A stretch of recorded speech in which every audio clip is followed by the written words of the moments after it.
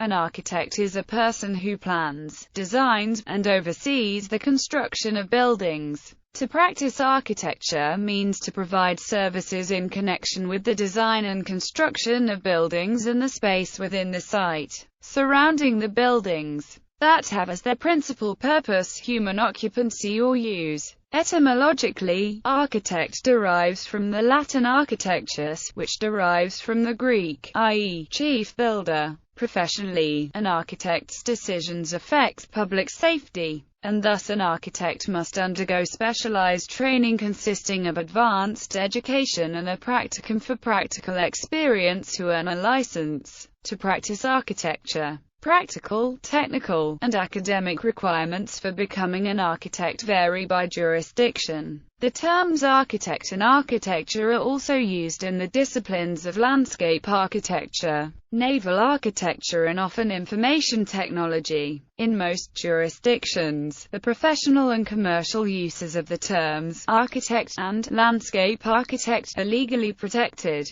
Origins. Throughout ancient and medieval history, most architectural design and construction was carried out by artisans, such as stonemasons and carpenters, rising to the role of master builder. Until modern times there was no clear distinction between architect and engineer. In Europe, the titles architect and engineer were primarily geographical variations that referred to the same person, often used interchangeably. It is suggested that various developments in technology and mathematics allowed the development of the professional gentleman architect, separate from the hands-on craftsman. Paper was not used in Europe for drawing until the 15th century, but became increasingly available after 1500. Pencils were used more often for drawing by 1600.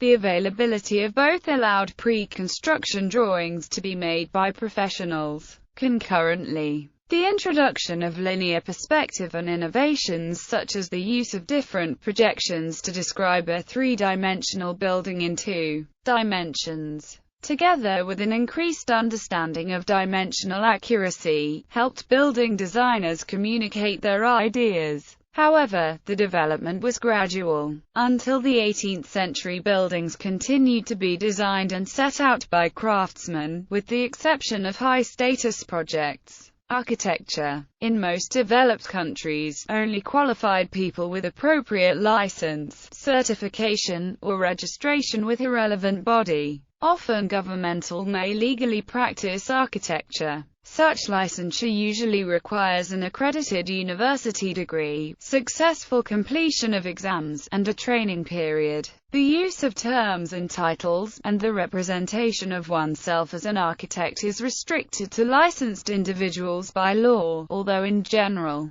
derivatives such as architectural designer are not legally protected. To practice architecture implies the ability to practice independently of supervision. The term building design professional, by contrast, is a much broader term that includes professionals who practice independently under an alternate profession, such as engineering professionals, or those who assist in the practice architecture under the supervision of a licensed architect, such as architectural technologists and intern architects. In many places, independent, non-licensed individuals may perform design services outside the professional restrictions. Such design houses and other smaller structures. Practice. In the architectural profession, technical and environmental knowledge, design and construction management, and an understanding of business are as important as design. However, design is the driving force throughout the project and beyond. An architect accepts a commission from a client. The commission might involve preparing feasibility reports, building audits, the design of a building or of several buildings, structures, and the spaces among them. The architect participates in developing the requirements the client wants in the building. Throughout the project, the architect coordinates a design team. Structural, mechanical, and electrical engineers and other specialists are hired by the client or the architect, who must ensure that the work is coordinated to construct the design. Design role. The architect hired by a client is responsible for creating a design concept that meets the requirements of that client and provides a facility suitable to the required use. In that, the architect must meet with and question the client to ascertain all the requirements and nuances of the planned project. Often the full brief is not entirely clear at the beginning, entailing a degree of risk in the design undertaking. The architect may make early proposals to the client which may rework the terms of the brief. The program or brief is essential to producing a project that meets all the needs of the owner. It is a guide for the architect in creating the design concept. It is generally expected that the design proposal is both imaginative as well as pragmatic, but the precise extent and nature of these expectations will vary, depending on the place, time, finance, culture and available crafts and technology in which the design takes place. Design of buildings is a very complex and demanding undertaking, no matter what the scale of the project might be. A strong degree of foresight is a prerequisite. Any design concept must at a very early stage in its generation take into account a great number of issues and variables, which include qualities of space, the end use and life cycle of these proposed spaces, connections, relations and aspects between spaces including how they are put together as well as the impact of proposals on the immediate and wider locality. Selection of appropriate materials and technology must be considered, tested and reviewed at an early stage in the design to ensure there are no setbacks which may occur later. The site and its environs, as well as the culture and history of the place, will also influence the design. The design must also countenance increasing concerns with environmental sustainability. The architect may introduce, to greater or lesser degrees, aspects of mathematics and architecture, new or current architectural theory, or references to architectural history. A key part of design is that the architect often consults with engineers, surveyors and other specialists throughout the design, ensuring that aspects such as the structural supports and air conditioning elements are coordinated in the scheme as a whole. The control and planning of construction costs are also a part of these consultations. Coordination of the different aspects involves a high degree of specialized communication, including advanced computer technology such as BIM, CAD and cloud-based technologies. At all times in the design, the architect reports back to the client who may have reservations or recommendations. Introducing a further variable into the design. Architects deal with local and federal jurisdictions about regulations and building codes. The architect might need to comply with local planning and zoning laws, such as required setbacks, height limitations, parking requirements, transparency requirements and land use. Some established jurisdictions require adherence to design and historic preservation guidelines. Health and safety risks form a vital part of current design, and in many jurisdictions design reports and records are required, which include ongoing considerations such as materials and contaminants, waste management and recycling, traffic control and fire safety. Means of design. Previously, architects employed drawings to illustrate and generate design proposals. While conceptual sketches are still widely used by architects, computer technology has now become the industry standard. However, design may include the use of photos, collages, prints, lino cuts and other media in design production. Increasingly, computer software such as BIM is shaping how architects work. BIM technology allows for the creation of a virtual building that serves as an information database for the sharing of design and building information throughout the life cycle of the building's design, construction and maintenance. Environmental role. As current buildings are now known to be high emitters of carbon into the atmosphere, increasing controls are being placed on buildings and associated technology to reduce emissions, increase energy efficiency, and make use of renewable energy sources. Renewable energy sources may be developed within the proposed building or via local or national renewable energy providers. As a result, the architect is required to remain abreast of current regulations which are continually tightening. Some new developments exhibit extremely low energy use. However, the architect is also increasingly required to provide initiatives in a wider environmental sense,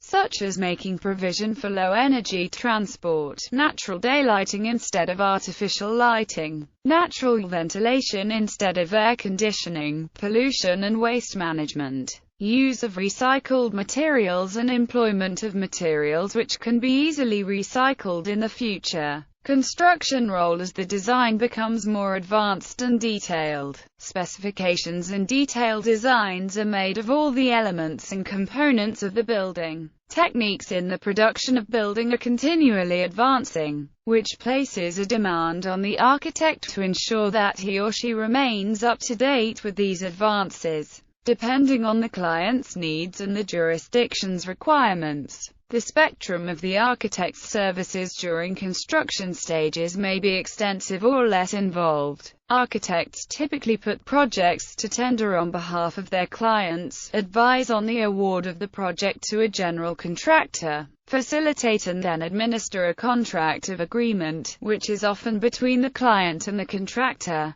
This contract is legally binding and covers a very wide range of aspects including the insurances and commitments of all stakeholders, the status of the design documents, provisions for the architect's access, and procedures for the control of the works as they proceed. Depending on the type of contract utilized, provisions for further subcontract tenders may be required. The architect may require that some elements are covered by a warranty, which specifies the expected life and other aspects of the material, product or work. In most jurisdictions, prior notification to the relevant local authority must be given before commencement on site, thus giving the local authority notice to carry out independent inspections. The architect will then review and inspect the progress of the work in coordination with the local authority. The architect will typically review contractor shop drawings and other submittals, prepare and issue site instructions, and provide certificates for payment to the contractor, which is based on the work done to date as well as any materials and other goods purchased or hired. In the United Kingdom and other countries, a quantity surveyor is often part of the team to provide cost consulting. With very large, complex projects, an independent construction manager is sometimes hired to assist in design and to manage construction. In many jurisdictions, mandatory certification or assurance of the completed work or part of works is required. This demand for certification entails a high degree of risk, therefore regular inspections of the work as it progresses on site is required to ensure that it is in compliance with the design itself as well as with all relevant statutes and permissions. Alternate practice and specializations. Recent decades have seen the rise of specializations within the profession. Many architects and architectural firms focus on certain project types, technological expertise or project delivery methods. Some architects specialize as building code, building envelope, sustainable design, technical writing, historic preservation or conservation, accessibility and other forms of specialist consultants. Many architects elect to move into real estate development, corporate facilities planning, project management, construction management, interior design or other related fields. Professional requirements. Although there are variations from place to place, most of the world's architects are required to register with the appropriate jurisdiction. To do so, architects are typically required to meet three common requirements: education, experience, and examination. Educational requirements generally consist of a university degree in architecture. The experience requirement for degree candidates is usually satisfied by a practicum or internship. Finally, a registration examination or a series of exams is required prior to licensure. Professionals engaged in the design and supervision of construction projects prior to the late 19th century were not necessarily trained in a separate architecture program in an academic setting. Instead, they often trained under established architects.